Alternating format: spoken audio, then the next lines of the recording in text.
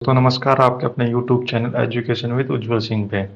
हम आपके इस चैनल पे इस अध्याय में हम इंडियन पॉलिटी पढ़ रहे थे। इंडियन पॉलिटी के बारे में पढ़ रहे थे हम यहाँ पे।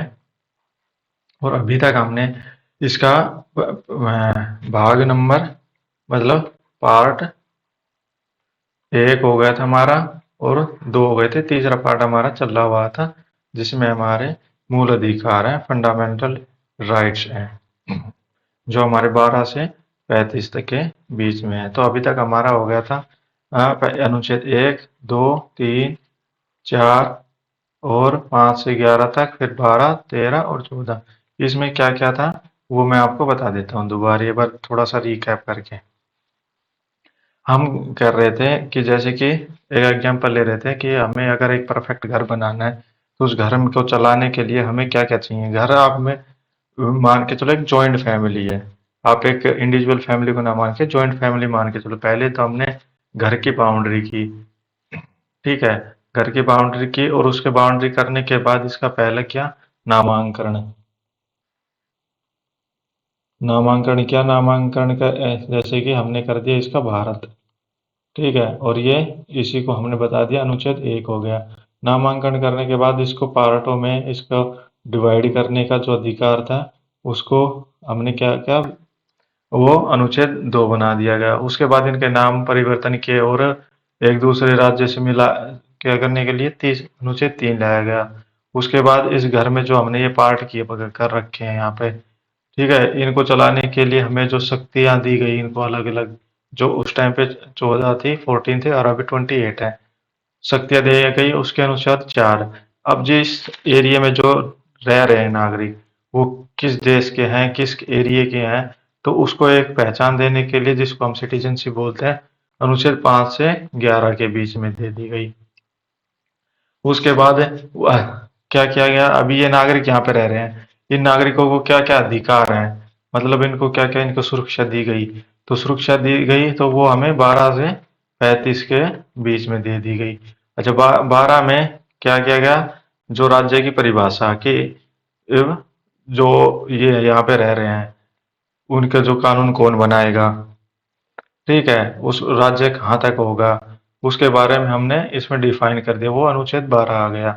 उसके बाद क्या गया, जो विधि बनाएंगे, जो हमने सरकार के लिए निर्धारित करी कि राज्य में कौन कौन आता है, जो मैंने आपको बताया पार्लियामेंट आती है, आईएएस आईपीएस, जो भी सरकारी कर्मचारी हैं वो सारे राज्य के अंतर्गत आते हैं। जिसमें प्राइवेट सेक्टर में भी जिसकी सरकार की भागीदारी होती है वो भी एक राज्य के अंदर आते हैं। जैसे एम्स बताया था मैंने आपको, वो और विश्वविद्यालय आते हैं वो, तो उसके अंदर इनके जो अनुच्छेद 13 है आ गया इनको विधि बनाने के लिए।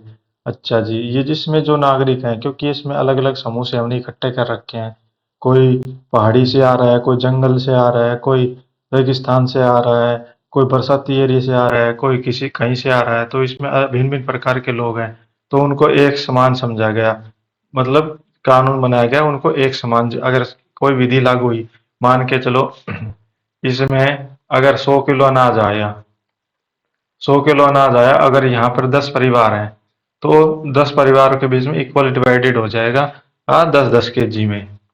तो हमने समानता का अधिकार ला दिया गया कानून बना के सभी को, किसी के आधार पर। अब यहाँ पे हमने कि क्या है, अलग अलग क्षेत्र से लेकर के आए गए थे, अलग अलग धर्म के थे, अलग अलग जाति के थे, लिंग के अलग अलग थे, ठीक है, तो उनको सभी को एक समान इसके लाया गया और इनको कानून के सामने सभी को समान समझा गया। आज हम पढ़ेंगे अनुच्छेद पर। फिर उसके बाद क्या किया गया, ये समानता ला दी गई। समानता के बाद क्या किया गया, जैसे कि कुछ लोग हैं यहाँ पे, आप देखोगे कि कुछ लोग यहाँ पे अलग अलग धर्म के हैं, मतलब ये मान के चलो, ये जो आपके येलो येलो सर्कल दिख रहे हैं ये क्या है, अल्पसंख्यक है, अल्पसंख्यक मान के चल सकते हैं, ये कुछ अल्पसंख्यक है। अच्छा जी, कुछ यहाँ पर पे विशेष जाति के हैं, मतलब कि लोग हैं, ठीक है जी, और यहाँ पे कुछ मान के चलो इनकी स्थिति, आर्थिक स्थिति, सामाजिक स्थिति इनकी बेकार है। तो इन्हीं सबको एक करने के लिए इनको वो इनके कुछ को आरक्षण दिया गया या उनको विशेष छूट दी गई, तो उनको अनुच्छेद 15 किया गया। अनुच्छेद 15 क्या कहते हैं कि जो भी है यहाँ पे इतने जो 140 करोड़ जनसंख्या रह रही है, उस टाइम पे 35 करोड़ जनसंख्या थी हमारे देश की जब संविधान लागू हुआ था। तभी इसमें क्या कह रहे हैं कि जो ये घर है ना, तो घर की कंप्लेंट इमेजिन कर रहे हैं, तो उसमें क्या कह रहे हैं हम कि इसमें जो भी कुछ एरिया को छोड़ करके, जिसमें एरिया में क्या क्या मान के चलो, धर्म धर्म के आधार पर, मूल वंश के आधार पर और जाति और लिंग, केवल इनके आधार पर इनके साथ कोई भेदभाव नहीं होगा। ये नहीं कि ये किस एरिया से हमने इकट्ठे करे, कि ये किस मूल वंश से आए, कहाँ मतलब कहाँ से आए, कोई पहाड़ी से आए, कोई पर्वत, कोई जंगल से आए, इसमें कोई किसी के साथ भेदभाव नहीं किया जाएगा। किस धर्म का, हिंदू, मुस्लिम, सिख, ईसाई, फारसी, किसी भी धर्म का, उसके साथ कोई भेदभाव नहीं किया जाएगा।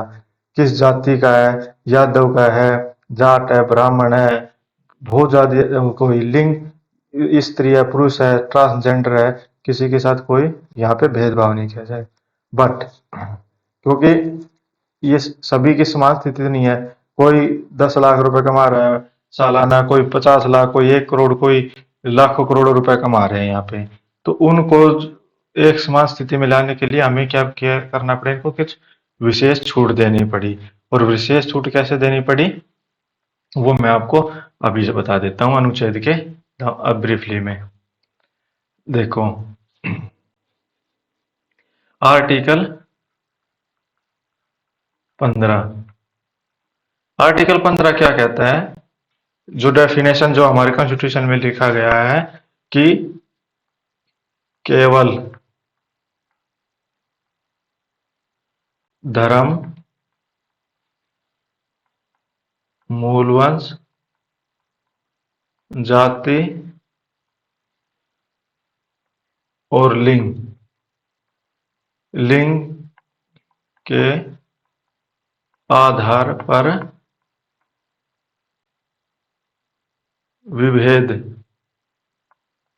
विभेद या विषेध पर प्रतिषेध, इसको प्रतिषेध कर दो, पर प्रतिषेध नहीं किया जाएगा। इसमें आपको देखो ये शब्द लिखा हुआ है, इसमें देखो आप क्या है, केवल और एक प्रतिषेध। ये आपको एक गौर करने की चीज है क्योंकि दो शब्द लिखे हुए हैं। अब आपको क्या है कि ऑप्शनल को क्वेश्चन बना दिया गया कि हम किस किस के आधार पर भेदभाव नहीं कर सकते। इसमें एक नहीं दिया गया या 3 दे दिए गए, तो आपको याद करना कि सिर्फ 4 ही वर्ड याद करने हैं आपको, क्या, धर्म, मूलवंश, जाति और लिंग के आधार पर नहीं कर सकते। और हम किस आधार पर भेदभाव कर सकते हैं, शारीरिक के, हेल्थ के ऊपर कर सकते हैं, उसके एजुकेशन के हिसाब से हम उनको भेदभाव कर सकते हैं, सामाजिक स्थिति के बारे में से हम उनको भेदभाव कर सकते हैं, और भी काफी इस तरीके से हम उनके साथ भेदभाव कर सकते हैं। ये तो कहता है हमारा अनुच्छेद, और इसको क्या क्या बोलते थे, अनुच्छेद 15 कॉलम 1। ठीक है, इसके आधार पर हम कहीं भी भेदभाव नहीं कर सकते, क्योंकि हमने क्या किया था, जो मैंने आपको अभी थोड़ी देर पहले बताया था, कई एरियो से कई डाइवर्सिटी हमारे ये जो समाज बनाया गया था हमने, कई काफी डाइवर्सिटी है वहां पे, तो अलग अलग तरह के लोग रह रहे हैं, तो उनके आधार पर उनको भेदभाव नहीं किया जाएगा। अच्छा जी, ये देखो, जो सबसे पहले ये हमारा इंग्लिश में आपको देख लो, कॉन्स्टिट्यूशन क्या कहता है, रिलीजन, रेस, कास्ट, सेक्स और बर्थ पैलेस के आधार पर किसी के साथ भी भेदभाव नहीं किया जाएगा, डिस्क्रिमिनेशन नहीं किया जाएगा। ठीक है, ये आर्टिकल 15(2) कहता है। ठीक है जी, मेन इसका पर्पज यही है आर्टिकल 15 का, कि क्योंकि हमने जो एरिया लेकर के आए गए थे हम, एरिया जो लेकर के आए गए थे हम दूसरे से, तो उनके आधार पर हम भेदभाव नहीं कर सकते। किसके आधार पर? ये जो 4 शब्द हैं इसके आधार पर हम कहीं भी भेदभाव नहीं कर सकते, क्योंकि हमारे जो समाज में है डाइवर्सिटी काफ़ी थी।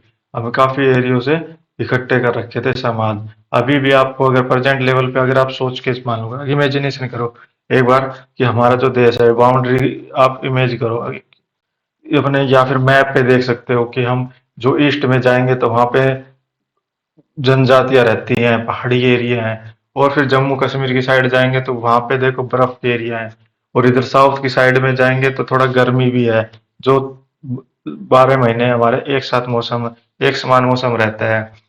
इधर बिहार में जाओगे, इधर गुजरात में जाओगे, तो अलग-अलग एरिया में अलग-अलग संस्कृति, अलग-अलग भाषाएँ, अलग-अलग सब कुछ है, तो उनके साथ भेदभाव नहीं किया जाए। इसके रोकने के लिए ये किया गया है। ठीक है? ये है अनुच्छेद 15 के बारे में। अच्छा जी, अगला क्या कह रहे हैं? फिर हमने ये तो चलो हमने बता दिया कि भेदभाव इसके आधार पे नहीं किया जाएगा भाई। उसके बाद भेदभाव किसके साथ किया जा सकता है? मैंने क्या कहा कि जो है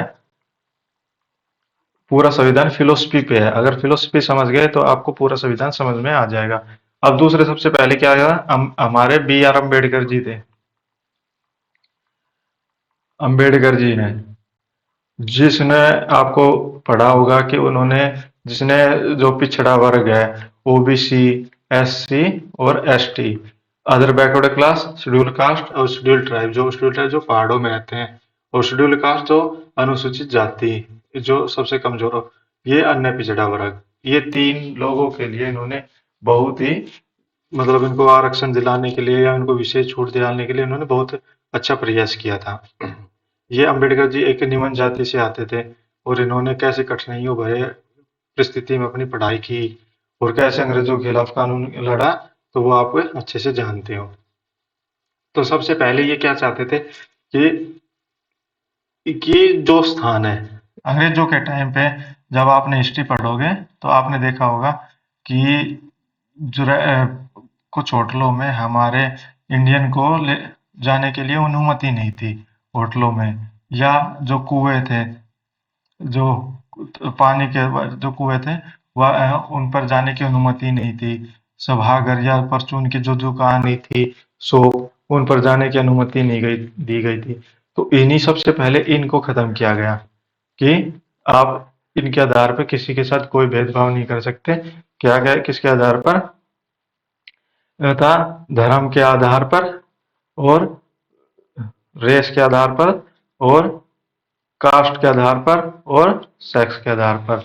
ये आप इनके साथ भेदभाव नहीं कर सकते कि कहीं से भी कोई भी व्यक्ति यहाँ पे जा सकता है। सबसे पहले तो इसको खत्म किया गया, और ये खत्म किस तो इसी को खत्म किया गया, तो इसी को डाल दिया गया आर्टिकल 15 का कॉलम 2 में कि इन जो था आर आर सी एस, ये आप ऐसे शॉर्टकट में याद भी कर सकते हो। इसके आधार पर क्या जो स्थान है, कौन से स्थान? सार्वजनिक स्थान। सार्वजनिक स्थान पर या निजी स्थान पर भी इनके साथ कोई भेदभाव नहीं किया जाएगा। सबसे पहले तो ये लाया गया अम्बेडकर जी के द्वारा, क्योंकि अम्बेडकर जी ने बहुत ही अब अपना भेदभाव झेला हुआ था। उसके बाद क्या है हमारे पास? ये तो हो गया, चलो भाई सभी को सार्वजनिक स्थल थे उसका हो गया। उसके बाद क्या गया? तार्किक भेदभाव कर दिया गया। तार्किक भेदभाव क्या क्या किया गया?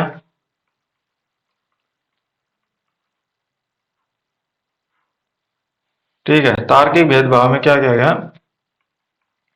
जो महिलाएं हैं,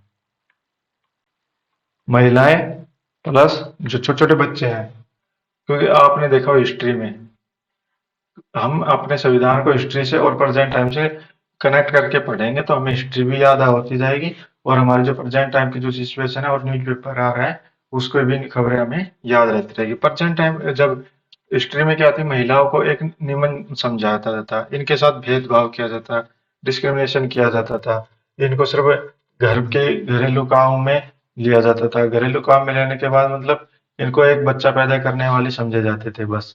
एक है, और वो भी एक पुरुष की सबसे ज्यादा जो मेंटेलिटी सेट थी कि एक पुरुष पैदा, मतलब एक लड़का पैदा किया जाए, लड़कियों को नहीं। ठीक है, उसमें ये समझा जाता था। उसमें क्या किया गया, महिलाओं के लिए खिलाफ उनको एक विशेष सुविधा दिया गया, महिलाओं के और बच्चों को एक विशेष सुविधा दी गई। जैसे कि अभी प्रेजेंट टाइम पे अगर लिंक करना चाहते हैं तो प्रेजेंट टाइम की बात ले, आज सुन लो आपने कि अभी जो 33% का आरक्षण दिया गया है किसको, महिलाओं को। कहाँ पे, पार्लियामेंट में, संसद में। ठीक है, तो एक तो ये होगा, इस इनको विशेष सुविधा दे दी गई, तो एक है उनकी सामाजिक स्थिति सुधर गई, इसके इसमें आर्थिक स्थिति सुधर गई, राजनीतिक स्थिति सुधर गई। बच्चों के लिए निःशुल्क शिक्षा दे दी गई। निःशुल्क शिक्षा का कितने, 8th स्टैंडर्ड तक। ठीक है, ये इनको निःशुल्क शिक्षा दे दी गई बच्चों को। सबसे मेन और सबसे इम्पोर्टेंट क्या है महिलाओं के लिए, जो आपने एक केस सुना होगा, विशाखा केस, विशाखावाद।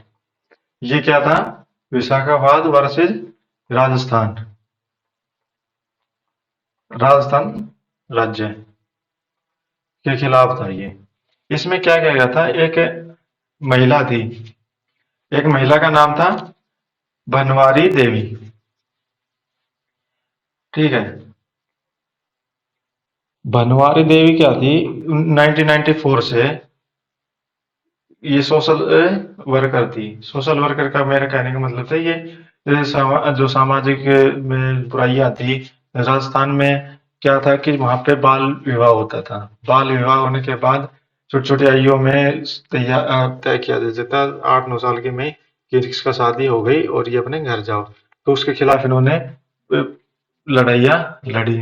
ठीक है, उसके बाद क्या किया जाता था कि छोटी-छोटी महिलाओं के छोटी-छोटी जो महिलाएं हो जाती थी वो तो शादी होने के बाद उसके साथ उनके को सेक्सुअल हरेसमेंट किया जाता था। वो ठीक है, तो उनके खिलाफ इन्होंने लड़ाई ली।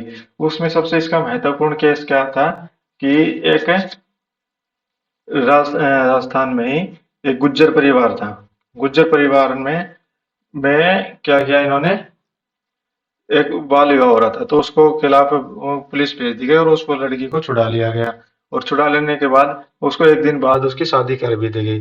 पर इस जब ये पता चला गुजर परिवार को ये दबंग परिवार था, तो ये क्या किया, ये 5 आदमियों के जा करके इसके घर पे, और इसके घर पे इसके पति के सामने इसका रेप कर दिया गया, ब्रूटली रेप बोलते हैं उसको। उसके बाद इसने क्या किया, जो राजस्थान की राज्य जो अदालत है, निचली अदालत जिसको निम्न अदालत बोलते हैं, वहां पे इन्होंने केस किया। केस करने के बाद क्या हुआ, सबूत ना मिलने के बाद वो रिहा हो गए। अब इन्होंने क्या किया, इसी को आगे इसकी हिम्मत बढ़ गई कि अभी मेरे को समाज में और आगे कुछ करना है। तो इन्होंने क्या किया, देखो देखो आप 1996 में, 1996 में, ये आपको डेट याद रखने की सख्त जरूरत है। 1996 में इन्होंने एक पिटीशन डाली, पब्लिक इंटरेस्ट लिटिगेशन, PIL डाली। ये जो PIL है, ये केशवानंद भारतीवाद के केस के बाद में ये शुरू की गई थी सुप्रीम कोर्ट के द्वारा। तो इन्होंने PLI डाली कि कुछ जो वर्कर है वहां पे राजस्थान में क्या हो रहा था कि जो कुछ वर्कर थे, वर्करों के खिलाफ है ना कार्यस्थल पर यौन शोषण हो रहा था, सेक्सुअल हरेसमेंट ये हो रहा था। कहाँ पर पे, वर्क प्लेस पे, वर्क प्लेस पे यहाँ पे सेक्सुअल हरेसमेंट हो रहा था। तो उन्होंने अपना बदला लेने के लिए कह सकते हो या अपने सबूत मिल गए उनको जो गुज्जरों के खिलाफ, तो उन्होंने क्या किया, यहाँ पे पिटीशन डाल करके सुप्रीम कोर्ट में और कहा कि ये अनुच्छेद 14 और 19 और 21 का उल्लंघन हो रहा है। 14 को तो मैंने आपने बता दिया, समानता का अधिकार। 19 को मैं आपको बता दूंगा, इसमें क्या कहा गया है, स्वतंत्रता दी गई है, और 21 में लाइफ है, तो इसका उल्लंघन हो रहा है। तो इन्होंने सुप्रीम कोर्ट ने में जाने के बाद सुप्रीम कोर्ट ने निर्णय दिया कि महिलाओं को एक गरिमामय जीवन जीने का अधिकार है। गरिमामय जीवन जीने का अधिकार है और ये हमारे अनुच्छेद 21 का भी हनन है। तो इसके तहत उनको एक सजा दी गई, सजा मिल गई, उनको एक अधिकार दिया गया। उसके बाद एक कानून बनाए गए जिसको विशाखा गाइडलाइंस बोलते हैं। ठीक है, विशाखा गाइडलाइंस बनते या नियम बोल देते हैं, निर्देश बोल सकते हैं। निर्देश दिए गए। निर्देश में क्या कहेगा, जो वर्क प्लेस है वहां पे अगर महिलाओं के साथ सबसे या वो इशारेबाजी किए जाते हैं तो उनको, अगर इशारे किए जाते हैं तो उनको सुप्रीम कोर्ट में सीधे जाने की अनुमति दे दी गई, उनको कठोर सजा देने का। दूसरा, अगर उसको पोर्नोग्राफी करते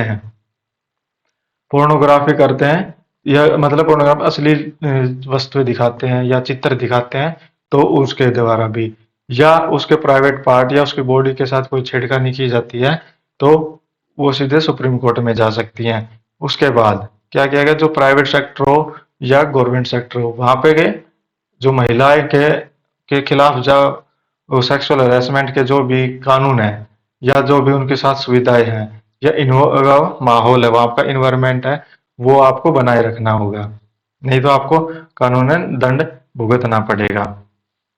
ठीक है, ये एक गाइडलाइन वहां पे जारी की गई। अच्छा, इससे पहले क्या हमारे पास कोई गाइडलाइन थी या नहीं थी? आपको एक क्वेश्चन होना चाहिए, बिल्कुल। आपको अगर क्वेश्चन है तो बहुत अच्छी बात है, क्योंकि उससे पहले हमारे पास कोई भी कानून नहीं था, ऐसा कुछ कोई गाइडलाइन नहीं थी, ये सुप्रीम कोर्ट के द्वारा दी गई। पहले क्या था कि सिर्फ अगर किसी के साथ हरेसमेंट किया गया है या किसी का वो किया गया है, तो बलात्कार वगैरह किया गया, रेप वगैरह होते हैं तो उसके तो कानून है। अगर हरेसमेंट किया जाता है सेक्सुअल, तो क्या किया जाता था, आईपीसी इंडियन पेनल कोड के की कौन सी धारा लगती थी, 354। ठीक है, ये आपको याद भी रख सकते हैं क्योंकि महिलाओं को और लड़कियों को सबसे ज्यादा जरूरत होती है, ताकि आप किसी भी थाने में जा करके बोल सको कि आपको ये धारा लगानी चाहिए। उसके बाद अगर कोई अब्यूज किया गया या गाली वगैरह दी गई या गलत शब्दों का प्रयोग किया गया तो आईपीसी की कौन सी धारा लगती थी, 509। ये वाली धाराएं लगती थी सिर्फ और इसके तहत उसको सजा वगैरह का प्रावधान जो भी है उनको दिया जाता था।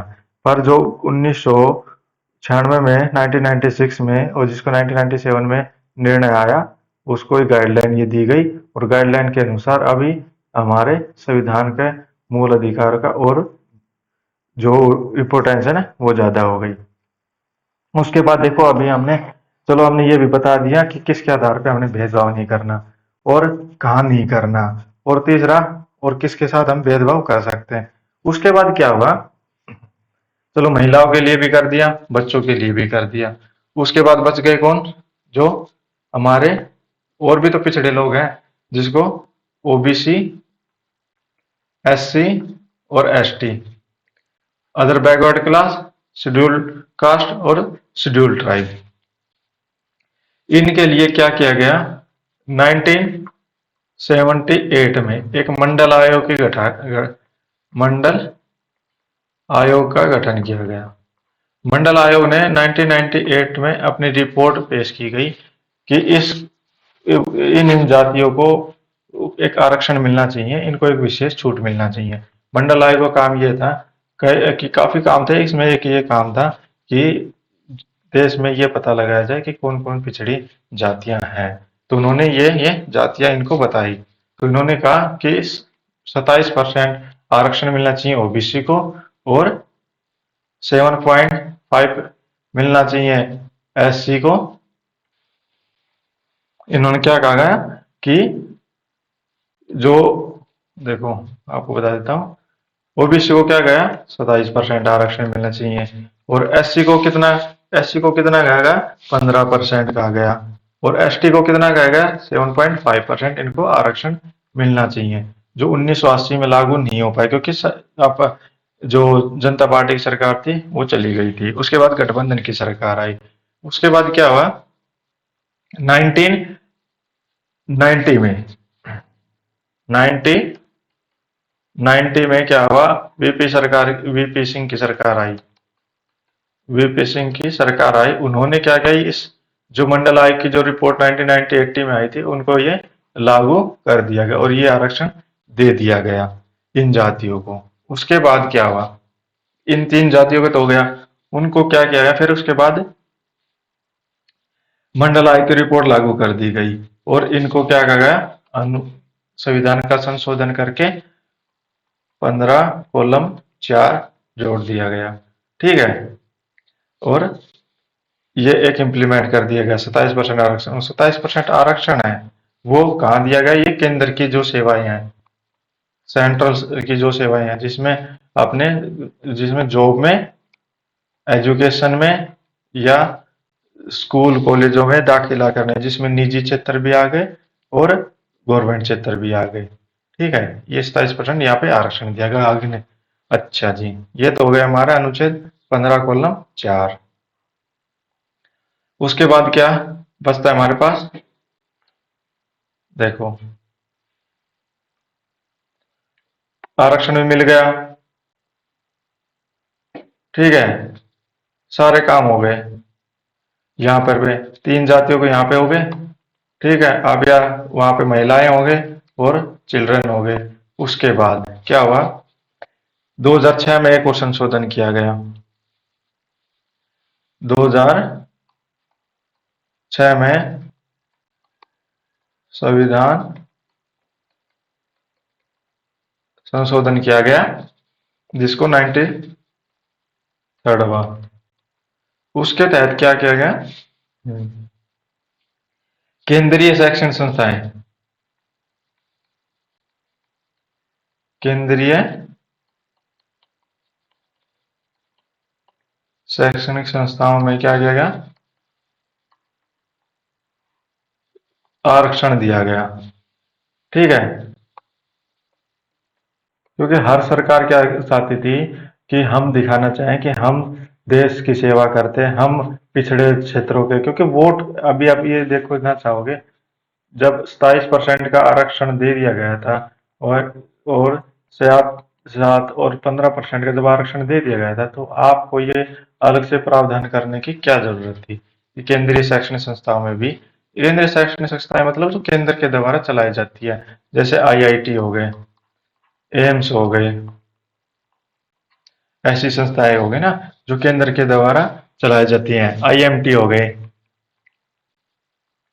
ये ऐसी संस्थाओं में इनको आरक्षण दिया गया और इसी को संशोधन करके 15(5) जोड़ा दिया गया। आपको ये अनुच्छेद याद करने की जरूरत नहीं है, बस आप एक नॉर्मल ब्रीफली एक स्टोरी सी याद करके कि अनुच्छेद 15 में कहा गया है कि कुछ विशेष तार्किक भेदभाव किए गए हैं बस। आप और किसके आधार पर नहीं किए गए, जाति, धर्म, मूल वंश और लिंग के आधार पर नहीं किया जाएगा कहीं पर भी भेदभाव। अच्छा जी, उसके बाद देखो यहाँ पे कांग्रेस की सरकार थी, कांग्रेस ने दिखा दिया कि अन्य पिछड़े वर्गों के लिए हम हैं। दूसरा फिर बच गया कौन, हमारी general category. General category, general category के बारे में किसी ने नहीं सोचा, उसके बारे में हमारे बीजेपी सरकार आ गई। बीजेपी सरकार ने कहा कि हम मसीहा हैं, जो भी समाज के, हम सबसे ज्यादा समाज सेवी हैं और हम देश का विकास सबसे ज्यादा करेंगे। इन्होंने क्या ले आया गया, ईडब्ल्यूएस, इकोनॉमिक वीकर सेक्शन, और इन्होंने क्या कहा, यहाँ पे 10% का आरक्षण दे दिया गया। इनका कहने का भाव था, इनका अर्थ क्या था कि जिसके परिवार की आय 8 लाख रुपए पर ईयर नहीं है वो इस श्रेणी में आएगा, और इस श्रेणी में कौन नहीं आएगा, ये आपको याद रखिए 15(4) में जो जातियां हैं, मतलब ओबीसी, एससी और एसटी को नहीं मिलेगा ये 10% आरक्षण, और सभी जातियों को मिलेगा। यहां से आपको क्वेश्चन बनाने की संभावना ज्यादा है। अनुच्छेद 15(4) में क्या कहा गया है कि इनको आरक्षण नहीं मिलेगा, ओबीसी, एससी और एसटी को, और सभी को 10% का आरक्षण मिलेगा। 15 कॉलम 4 में जिसको आरक्षण मिला हुआ है उसको नहीं मिलेगा, और सभी को 10% का आरक्षण मिलेगा। और यह आरक्षण जिसके किसको मिलेगा, जिसकी 8 लाख रुपए सालाना आय से कम है, इसका ये। और ये अभी सुप्रीम कोर्ट ने भी इसको वैध ठहरा दिया गया है। तो अभी आप देखना चाहोगे कि 27% वो हो गया, उसके बाद 15% ये हो गया, 10% ये हो गया, ठीक है, और 7.5% वो हो गया। टोटल कितना आरक्षण हो गया हमारा,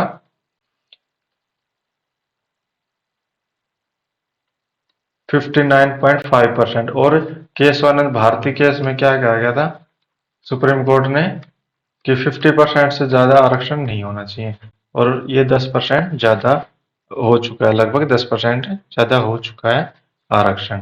तो अभी आरक्षण की डिमांड ये बढ़ती ही बढ़ती जाए, क्योंकि एक अभी पॉलिटिकल रीजन बन चुका है। अभी आपने देखा होगा, मैंने आपको एक पहली क्लास भी ली थी कि बिहार में जो जाति जनगणना गई हुई है उसका क्या इफेक्ट पड़ेगा, जो कास्ट सेंसस किया गया है उसका क्या इफेक्ट पड़ेगा, क्योंकि अभी उसको सरकार को पता चल जाएगा किस कौन सी जाति कैसी है और किसकी भूमिका वोट में है, तो उसी को ज्यादा आरक्षण दिया जाएगा।